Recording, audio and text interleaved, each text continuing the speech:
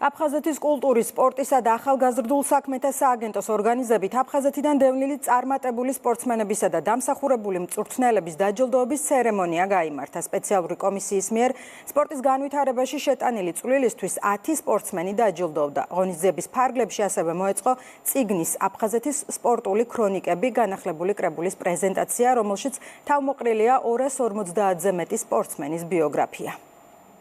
აფხაზეთი არის გამორჩეული კუთხე საქართველოსი, რომელმაც აჩუქა არაერთი სახელოვანი სპორტსმენი ჩვენს ქვეყანას. 2025 წელი დარწმუნებული ვარ, იქნება კიდევ უფრო წარმატებული ჩვენი სპორტსმენებისთვის და ზოგადად საქართველოს სპორტისთვის. კიდევ ერთხელ მადლობა მინდა გადავუხადოთ ჩვენ სახელოვან სპორტსმენებს მიზან დასახულობისთვის და თავდაუზოგავი შრომისთვის. შეჯიბრებების კუთხით საკმაოდ იყო წარმატებაც, დამარცხებაც, ბოლოს წელი დავესრულე გამარჯვებით და ეს იყო რაღაცნაირად ჩემი თავთან ისევ იმის დასტური, რომ აუცილებლად სხვა შეჯიბრებებზეც უნდა ვთქვა ღირსეულად წარუდგინო ჩემი ქვეყანა. გავხდი ევროპის პრიზიორი და მსოფლიოს პრიზიორი 2028-ში ვეცდები ოქროთი ჩამოვიდე ოლიმპიადიდან.